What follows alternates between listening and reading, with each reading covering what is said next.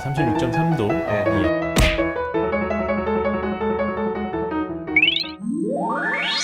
여러분 안녕하십니까? 시사반찬 이슈 인터뷰 진행을 맡은 유수환 기자입니다. 박해월 대장이 재택근무 중인 관계로 오늘은 제가 대신 인사드리게 됐습니다. 자, 오늘 이슈 인터뷰 주인공은요, 수도꼭지라고 소개해드리고 싶습니다. 틀면 나옵니다. TV 틀면 나오지요. 예, 시사반찬의 반대 전담 패널로 한 해 동안 반대를 외치셨던 분입니다. 최영일 시사평론가 나오셨습니다. 안녕하세요. 네, 안녕하세요. 네. 시사반찬에서는 의도치 않게 제작진의 이 어떤 조종을 받아서 반대 요거만 했는데요. 열혈 반대, 무조건 반대. 원래 이 시사평론가로 다른 보도나 시사 프로그램에서 하던 모습으로 인사드리게 됐습니다. 네. 근데 박해월 대장님보다 훨씬 더 중후하고 좋으시네요. 아, 그렇습니까? 네. 고맙습니다. 오늘 이야기 나눠볼 주제는요, 점점 우려가 현실이 돼가고 있는 코로나19 상황, 그리고 백신에 대한 궁금증을 알아보는 시간으로 꾸며보겠습니다. 시국이 엄중한 만큼 저희도 마스크를 착용하고 진행한다는 점 미리 시청자분들께 말씀드립니다.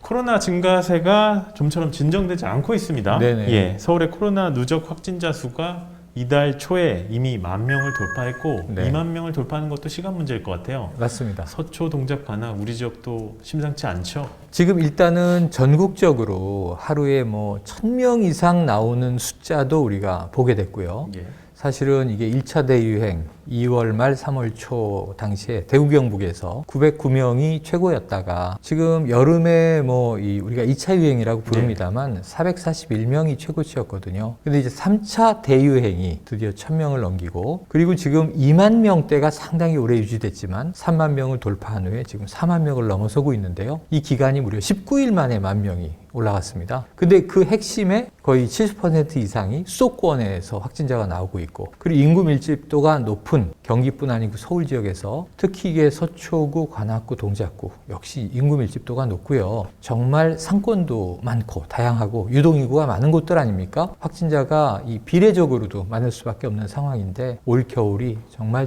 심각한 상황입니다.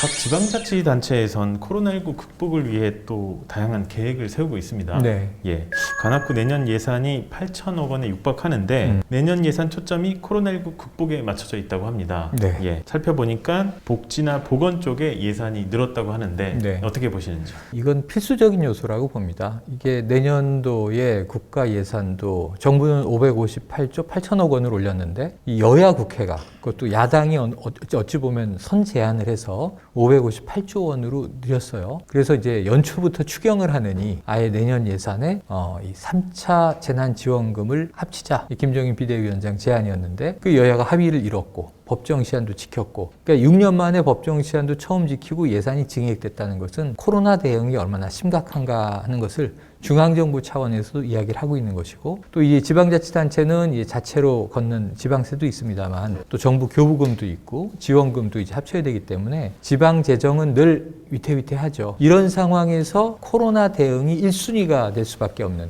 코로나 대응을 또 두 개로 나누면 하나는 방역의 문제가 있지만 또 하나는 지금 언급해 주신 사회 안전망의 구축, 우리 지역 주민들의 민생, 삶을 돌보기 위한 예산이 최우선 배치됐다고 하는 것은 또 이 와중에 취약계층은 더더욱이나 가던 곳도 못 가고 무료급식도 못 받고 당장 이제 생존선상에 있는 분들도 많으시거든요. 그래서 저는 지금 말씀하신 이 관악구의 정책은 너무 절박한 현실적인 정책이다. 그리고 필요하다면 우리가 더 증액할 수 있는 방법도 다양하게 모색해야 한다, 이런 생각을 해봅니다.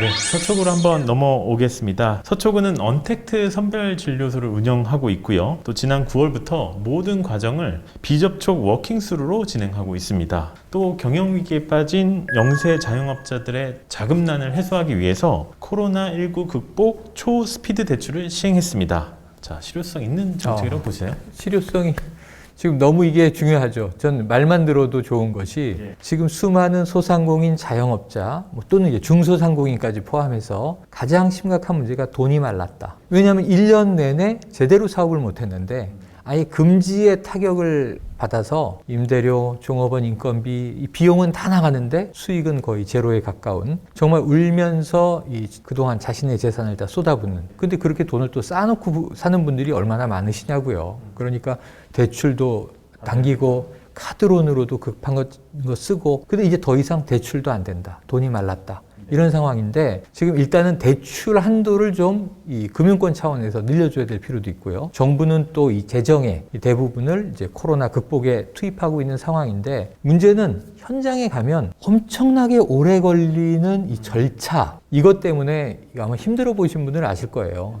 예, 내가 일정 부분 대출을 받을 수 있어도 정말 대출 될까? 이거 혹시 막히면 어떡하지? 잘리면 어떡하지? 그럼 다음 대책은 없는데 은행에 갈 때는 마치 우리가 을인 것처럼 불안불안 가고 또 기다리세요. 더 기다리세요. 뭐 서류 떼우세요. 또 떼우세요. 그러다 보면 사람이 정말 자존감이 위축되거든요. 초스피드라는 말에 저는 탁 꽂히는데 정말 빠른 대출, 심지어는 원스톱 대출, 이 심지어는 이 제2금융권, 제3금융권, 뭐 대부업 같은 쪽에서는 묻지도 따지지도 않고 뭐 얼굴도 보지 않고 해드립니다. 이런 상황인데 우리가 제1금융권의 문턱은 너무 높았다.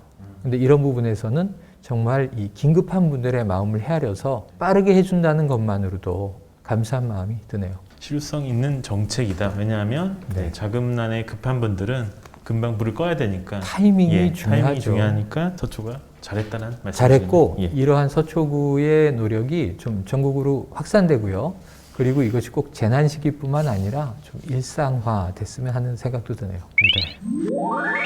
동작구 상황 한번 보겠습니다. 12월 8일이었죠. 2.5단계 격상 이후에 동작구청은 밤 9시 되면 문을 걸어 잠갔습니다. 그래서 공무원 말 따르면 야근을 못한다라고 이야기를 하던데요. 또 민원인이 자주 방문하는 그 부서에는 민원 상담실을 따로 두어서 별도로 관리를 하고 있답니다. 그러니까 확진자가 방문했을 때 구청이 문 닫는 일이 없도록 한 정책인데요. 우리 최영일 시사평론가도 동작구 주민으로 알고 있습니다. 맞습니다. 예, 우리 지방자치단체에 바라는 코로나19 대책이 있으실까요? 예, 지금 뭐 서초, 관악, 동작 모두 다 이 서울시의 어찌 보면 중심 구들이고 이곳 여기에 또 워낙 많은 인구들이 살고 매일 보면 동작구, 서초구, 관악구에 그 우리 긴급 재난 안내가 뜨지 않습니까? 뜨죠. 아, 확진자 또 나왔구나. 어느 지역에 지금 위험한 상황이 생겼구나. 저희 아이가 올해 이제 고3 수험생이에요. 예. 수능을 치르고 이제 대학 전형하고 이제 이 쭉 과정을 겪는데 제일 불안한 게 학원가. 이 대치동 학원가도 그랬고 사실 뭐 동작구, 관악구도 마찬가지인데 이 동작구의 경우에 지금 말씀하신 대로 그런데 우리가 3단계가 되더라도 지켜져야 하는 몇몇 필수 시설들이 있습니다. 네. 그 중에 하나가 관공서죠. 관공서. 그리고 이 구청을 필두로 해서 모든 민원 처리들이 다 이루어지잖아요. 이루어지죠. 예. 물론 이제 최근에는 이제 주민센터에 선제적으로 또 많은 서비스 업무들이 이제 배치돼 있습니다만 구청을 꼭 가야 되는 교통 관련 문제 같은 것들이 있어요. 네. 저도 동작구청에 자주 갑니다. 음. 뭐 자동차 세금도 내야 되고 확인할 것도 있고. 자, 그런데 이 민원을 만약에 이 셧다운 한다면 정말 우리 구민들은 막막하기가 이를 데 없거든요. 그러면서는 동작구에서 지금 말씀하신 대로 확진 상황과 관계없이 이 민원의 어떤 소통 흐름이 끊어지지 않도록 하는 조치는 동작구는 매우 잘했고요. 다른 모든 구들도 절대로 관공서만은 문턱을 높여서는 안 되겠다는 생각이 듭니다. 지금까지 각 지방자치단체의 대응 살펴봤고요. 이제 이야기를 좀 전환해 보겠습니다. 지난 12월 8일 영국이 세계 최초로 백신 접종을 시작했습니다. 첫 접종의 주인공이 90살 할머니라고 하더라고요. 맞아요. 예, 또 미국이 15일 접종을 시작했는데 맞습니다. 간호사가 첫 대상자였다고 합니다. 맞습니다. 자, 각 나라들이 백신 접종을 시작했는데 이 백신 어떤 방법으로 접종받게 되나요? 네네. 자, 지금 일단 영국을 시작으로 그 외에도 캐나다, 바레인, 아랍에미리트, 사우디, 미국 접종이 되고 있는 첫 번째 백신 일단 파이자가 개발한 백신이고요. 이건 인류 역사상 최초로 맞아보는 mRNA 백신이라는 유형입니다. 그래서 이제 혹시 부작용은 없을지, 안전성은 괜찮을지, 또 우리가 백신 하나가 개발되는데 3년에서 5년이 최소한 걸리는데 1년 이내에 단축적으로 만들었단 말이죠. 그래서 우리는 이걸 접종하면서 모니터링을 해야 되는 상황이고 실제로 알레르기 반응이 뭐 영국에서 2명 나왔다. 또는 이제 임상 3상 시험 중에 마비 환자가 4명 나왔다. 이런 걸 우리가 걱정스러운 눈으로 이 외신 기사들을 들여다봅니다. 영국은 이제 마거릿 키넌 할머니 90세 이 생일을 얼마 앞두고 처음 맞고 영광스럽다 이렇게 이야기했고 1년간 친구와 친지를 못 만났는데 이제 내년에는 그러한 이제 소통과 접촉을 이룰 수 있길 바란다 그랬고요. 미국의 경우에는 제일 심각한 지역이 뉴욕이었습니다. 뉴욕 퀸즈 지역에 주이시 병원에 있는 50대 자마이카 출신의 유색인 인종 간호사예요. 지금 그 샌드라 린즈라는 여성 간호사인데 영국의 경우에는 자 고령자부터 맞는다. 80세 이상부터가 1차 접종 대상이에요. 미국의 경우도 마찬가지예요. 고령자고 그리고 시설 거주자가 우선입니다. 왜냐하면 집단 생활하기 때문에. 근데 미국, 영국 다 전 세계가 마찬가지고 우리나라도 그렇게 되겠습니다만 또 1순위 대상 중에 의료인이 있습니다. 영국은 고령자. 지금 엘리자베스 여왕만 해도 굉장히 고령이고 90대고 남편 필립공은 뭐 100세가 넘었습니다. 그리고 이제 미국의 경우에는 간호사. 가장 바이러스가 창궐했던 뉴욕 지역의 의료인에게 접종을 시작했다는 점에서 상당히 큰 의미가 있고 지금 급속하게 보급은 접종은 시작이 됐는데 그 다음에 이제 모더나도 곧 긴급 승인이 이제 되는 상황이고 보급이 될 거고 파이자와 모더나는 유사한 mRNA 백신 그리고 우리가 지금 기다리고 있는 것은 이제 영국의 업체 아스트라제네카와 옥스포드가 공동 개발한 이 아스트라제네카 백신을 기다리고 있는 상황이죠.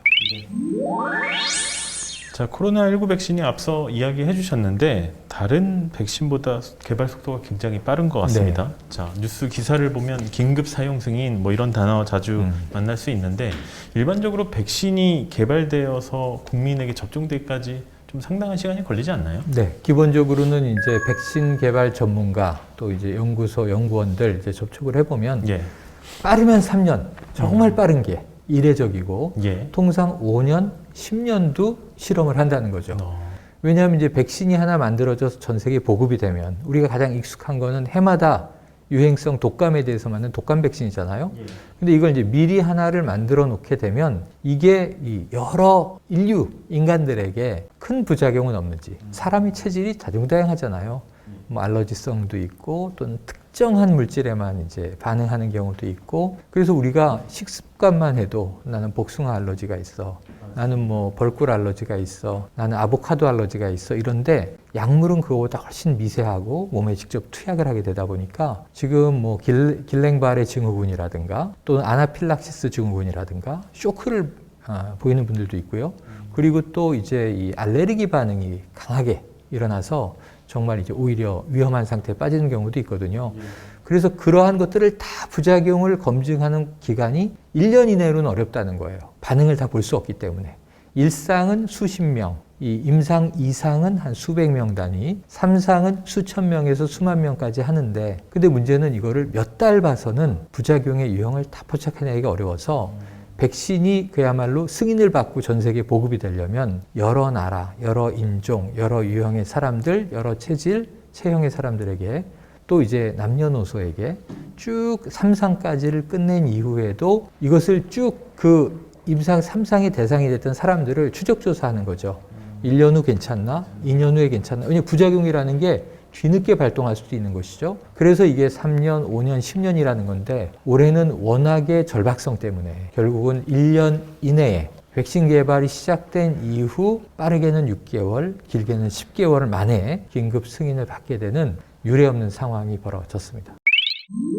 자, 우리 정부도 코로나 백신, 예방 백신 4,400만 명분을 사실상 확보했다고 하는데요. 자, 백신의 종류가 앞서 이야기하셨지만 제약사별로 다른 것 같아요. 예, 혹시 종류가 다르면 우리가 뭐 본인이 원하는 종류의 백신을 골라서 맞을 수 있는 건지 이런 것도 궁금한데요. 그거는 안 된다는 게 정부의 방침입니다. 이 백신을 고를 수는 없다. 우리만 해도 여러 종이 들어올 것으로 보여져요. 자, 미국, 영국은 이제 파이자부터 시작을 했지만 우리는 아스트라제네카가 승인을 받게 되면 내년 초에 이제 먼저 접종이 시작될 것 같고 저희도 파이자와 모더나를 구매 추진을 하고 있습니다. 그래서 구매가 되는데 지금 아스트라제네카 1,000만 명분 그리고 이제 파이자 모더나도 각 1,000만 명분 그 다음에 이 백신연대 국제 백신연대가 있습니다. WHO가 주관하는 코백스 퍼실러티를 통해서 한 1,000만 명분 그리고 존슨앤존슨의 자회사 얀센이라고 하는 곳이 한 400만 명분 모으면 4,400만 명분이니까 우리 인구의 거의 다네 한 3천만 명분, 이 인구의 60%만 집단 면역이 형성되면 바이러스를 막을 수 있다고 했는데 왜 이렇게 초과분까지 했지? 미국은 거의 인구의 더 여러 배의 백신을 이미 확보했고요. 일본만 해도 한 2배 이상. 그러니까 이제 혹시 백신의 효과가 아직도 검증된 것은 아니기 때문에 실패하는 백신이 있을 걸 감안하여 그냥 일단 선투자를 한 거예요. 그래서 많이 백신을 확보한 거예요. 그래서 전 세계적으로 임상 3상에 들어간 백신이 10종 정도 되는데 우리는 중국산 백신 한 4종은 일단 제외를 하기로 했고요. 그리고 러시아산 백신 스푸트니크는 한번 조금 고민을 해보고 있는 단계입니다. 그리고 아까 말씀드린 주로 글로벌 제약사의 백신 4종과 그 외에 기타 아마 코백스 퍼실러티가 보급하는 것까지 포함해서 갈 텐데 이게 보급되면 순서대로 순위는 자, 의료진, 고령자, 시설 거주자 그리고 쭉 이제 맞게 되고 청소년이나 유아는 좀 후순위로 갈 것 같아요. 왜냐하면 이제 18세 이하에 대한 임상 실험이 아직 이루어지지 않았어요. 그래서 소아과 전문의들은 어린이들은 좀 늦게 맞는 게 좋을 거예요. 이렇게 얘기를 하는데 이렇게 쭉 맞춰 나가는데 어떤 건 아스트라제네카, 어떤 경우는 이제 모더나, 어떤 경우는 파이자, 어떤 경우는 얀센이라고 하면 저는 아스트라제네카는 싫어요. 저는 파이자를 주세요. 라는 선택은 불가능하다는 게 당국의 입장입니다. 자, 그렇다면 그런 백신 언제부터 시작될 것으로 좀 전망하고 계세요? 원래는 우리나라가 4월, 5월, 6월 중 접종을 개시하겠다. 네. 그리고 이제 중요한 건 하반기까지 전 국민들이 백신을 맹렬하게 접종을 해 나가기까지는 여름을 거쳐서 하반기까지로 계획을 잡고 있었는데 문제는 우리나라도 지금 이 확진 상황이 심각한 상태로 돌입을 했고요. 3차 유행. 그리고 이제 미국이나 영국은 미리 맞기 시작하면서 전 세계적으로 우리나라만의 현상이 아니라 이 백신 접종이 뒤늦은 나라들의 국민들이 또 동요를 하기 시작합니다. 그러니까 부작용이 있더라도 좀 빨리 맞아야 되는 거 아니냐. 우리 방역 당국은 우리는 잘 바이러스를 통제하고 있기 때문에 지금 뭐 일부러 일찍 맞으려고 노력할 필요는 없다. 최대한 다른 나라 상황을 다 보고 안전한 것부터 천천히 들어간다였는데 상황이 바뀌었습니다. 문재인 대통령이 접종 시기를 앞당겨라. 그래서 지금 방역 당국이 최대한 당긴 게 빠르면 2월, 늦으면 3월이에요. 근데 더 당길 수는 없는가? 혹시 연말 연초로 당길 수 없는가? 이건 불가능입니다. 왜냐하면 아스트라제네카는 지금 승인 과정을 거쳐야 되고 3상 최종 보고가 나와야 됩니다. 그러다 보니까 정말 최대한 빠르게 순조롭게 되면 2월이고 그렇지 않으면 빨라도 3월일 가능성이 높아요. 그래서 우리는 올 겨울은 백신 없는 마지막 겨울로 정말 백신과의 싸움을 기존에 철저하게 지키던 방역 수칙을 통해서 거리 두기를 통해서 갈 수밖에 없는 상황이고 백신은 내년 늦은 겨울 혹은 초봄 정도를 기대해야 될 것 같습니다. 한쪽에서는 이제 백신을 구하기에 열을 올리고 있고요. 또 한쪽에서는 백신을 또 반대하는, 거부하는 국가가 있다고 맞습니다. 하네요. 예. 아까 말씀하셨던 검증되지 않은 부작용 때문일 것 같은데 자, 백신이 부작용이 발생한다면 여기에 대한 책임 누가 져야 하는 걸까요? 네, 원래는 이제 제약사가 지는 것이죠. 네. 뭐 어떤 약이든 그 약을 먹고 부작용이 일어났다. 그런데 그 약이 만약에 뭐 어떤 알러지성 질환을 가진 분에게는 위험하다라고 하는 경고, 주의사항이 적혀 있다면은 면책이 될 수 있어요. 하지만 왜냐하면 본인이 그것을 확인하지 않고 먹은 거니까. 근데 그렇지 않고 그러한 경고가 없는데 먹고 탈이 났다. 문제가 생겼다. 부작용이 있다라고 한다면 그거는 이제 뭐 소송을 한다면 제약회사가 보상을 해주는 게 너무 당연한데 이번 경우에는 이 글로벌 다국적 제약회사들이 모두 면책 조항을 계약사항에 넣어달라. 미국, 뭐 일본 다 승인을 했어요. 받아들였어요. 왜냐하면 이건 우리가 꼭 필요하기 때문에 일부 위험을 감수하고라도 빨리 보급해야 할 필요가 있는 이 백신이기 때문에 기업에게만 100%의 책임을 물을 수 없으므로 일정 부분 부작용이 나타나는 것은 국가 시스템에서 이 배상과 보상을 해주겠다. 면책. 그래서 우리나라의 경우에도 이미 방역당국이 발표했습니다. 우리나라만 뭐 독특한 계약을 할 수는 없으므로 다른 나라들의 선례를 참고하여 우리나라도 일정 부분은 제약회사들의 이러한 이제 다급성을 감안하고 그런 면책을 주되 우리나라는 국가가 배상하는 시스템을 갖도록 하겠다라는 이야기를 발표했는데 이게 우리나라는 특이하지가 않습니다. 독감 백신 등 이런 경우들이 많이 있어서 우리나라는 감염병 예방을 위한 백신 보급에서 국민 일부가 부작용이 생기면 국가가 배상하는 시스템이 이미 정립돼 있고요. 이 프로그램을 그대로만 가동해도 이번 신종 바이러스에 대한 백신이긴 하지만 전혀 뭐 제도적인 큰 문제는 없는 것으로 확인되고 있습니다. 코로나19와 관련해서 지금까지의 상황 그리고 또 백신에 관한 이야기 나눠봤는데요. 정리가 쏙쏙 잘 되는 것 같습니다. 아유, 감사합니다. 자, 코로나19가 정말 심각한 단계인데요. 뻔하지만 또 반복해서 또 언급해도 가하지 않은 방역 수칙 있잖아요. 마지막으로 짚어주시죠. 자, 첫 번째, 제일 중요한 건 거리두기입니다. 지금 연말 연초까지 천만 서울 시민 멈춤 기간이었는데 지금은 전 국민 멈춤 기간이 돼 있습니다. 송년회 절대 잡지 말고 이제 가족과의 모임도 하지 말아달라. 그냥 이제 방에만 집에만 머물러 달라. 가족끼리도 혹시 외부 접촉이 많은 분들은 수건도 좀 따로 쓰시고 이런 개인 방역이 중요합니다. 거리두기가 첫 번째. 두 번째는 외출 시에는 마스크를 반드시 써야 한다. 특히 이제 공공시설을 이용하거나 여러 사람이 움직인 곳, 이곳에서 거리두기가 확보되지 않는 경우에는 대중교통 마스크 의무하고요. 뭐 카페, 식당 마스크 의무하고요. 오직 식사를 할 때만 벗을 수가 있습니다. 그리고 지금도 식당 같은 곳에서 많이 우리가 흔히 그냥 사담을 나누는 수다를 떠는 모습을 보면 다른 사람들이 정말 이렇게 놀라요. 그런데 몇몇 분들이 그런 분들이 계세요. 엘리베이터에서도 동료들하고 타고 대화 나누는데 엘리베이터는 대화 금지입니다, 지금. 이 지하철, 대중교통, 버스, 택시도 마찬가지고요. 그래서 이제 마스크 착용은 너무너무 중요하다. 지금 백신이 없는 시대에 백신이 마스크다라고 이야기를 하고 있습니다. 그리고 마지막 세 번째는 역시 개인 방역 수칙은 손 씻기. 그리고 얼굴을 자주 만지지 마시고 꼭 손을 이제 깨끗하게 씻으시고 나서야 좀 안심하실 수가 있다. 이 정도를 지키시고 그리고 이제 결국은 민폐를 끼치지 않기 위한 노력들을 우리가 최대한 함께 한다면 지금 1년 동안 K방역이 굉장히 국민들의 동참으로 잘 돼 왔거든요. 그런데 이 공동체 전체가 소수의 좀 안일하거나 해이한 분들 오전 편의점에서 마스크 써주세요 그랬더니 주먹 날리는 분 뉴스 보고 깜짝 놀랐어요. 천인공노할 일이라는 생각이 듭니다. 주먹을 날리는 이런 그 의식구조라면 우리 사회가 너무 위험한 거거든요. 극소수긴 하지만 그런 분들이 정말 이제 잘 깨닫고 자제해 주셔야 됩니다. 가장 기본적인 방역 수칙, 손 씻기와 마스크 착용 이 두 가지만 잘해도 어느 정도 확진자를 줄이는데 좀 기여할 것으로 보입니다. 지금까지 최영일 시사평론가와 코로나19 그리고 백신에 관련된 이야기 나눠봤는데요. 박혜열의 시사만찬 오늘은 특별히 유수한의 이슈 인터뷰로 함께 했습니다. 저희가 준비한 소식 여기까지고요. 시청해주신 여러분 고맙습니다.